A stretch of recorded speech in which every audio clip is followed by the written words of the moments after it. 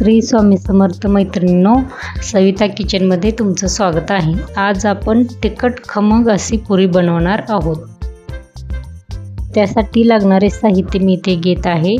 2 माप ज्वारीचे पीठ, 1.5 माप गव्हाचे पीठ घेत आहे, 1 माप बेसन पीठ घेत आहे। मी प्रमाण घेण्यासाठी तर डब्याचा वापर केलेला आहे, तुम्ही ग्लास किंवा वाटीचा वापर करू शकता।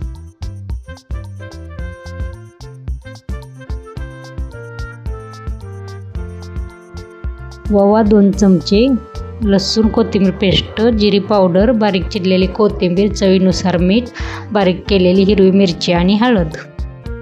आता आपण ओवा हातावर असा घेऊन चोळून टाकायचा आहे, त्यामुळे त्याला अशी मस्त चव येते।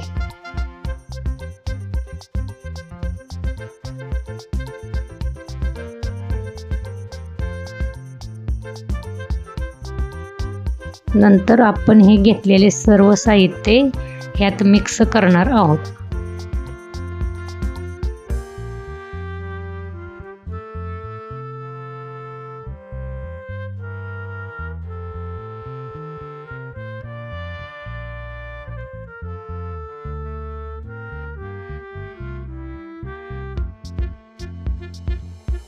आता आपण हे सर्व साहित्य पिठामध्ये मिक्स करून घेणार आहोत।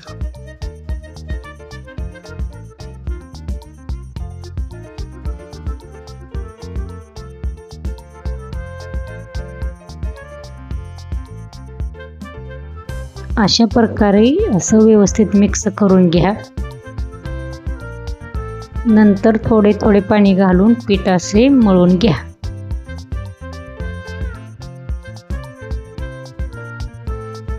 अशा प्रकारे चांगलं पीठ मळून घ्यायचं, गोल असा गोळा येईपर्यंत छान असं तिंबून घ्यायचं ते।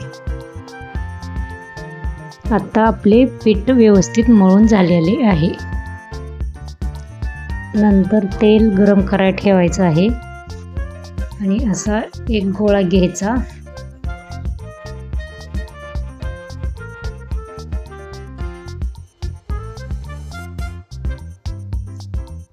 आता आपल्याला हे छान लाटून घ्यायचं आहे।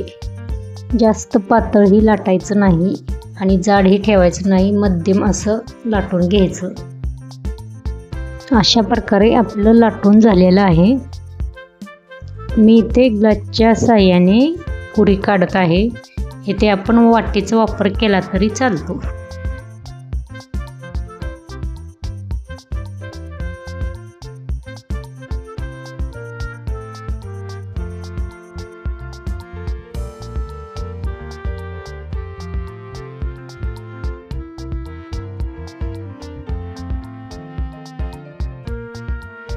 पुऱ्या काढून झालेल्या आहेत। आता आपण गरम तेलात तळून घेणार आहोत।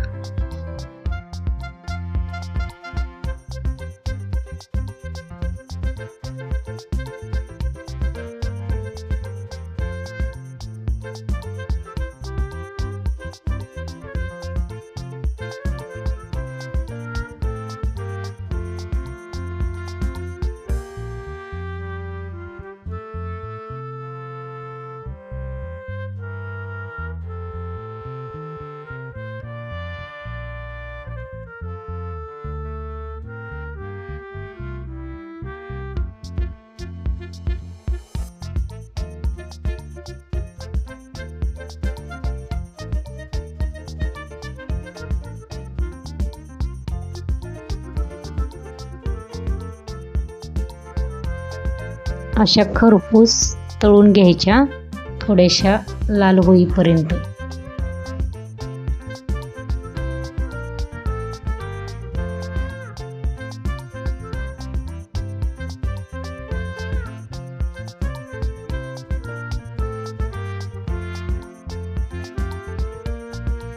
अशा प्रकारे आपल्या सर्व पुऱ्या तयार झालेल्या आहेत।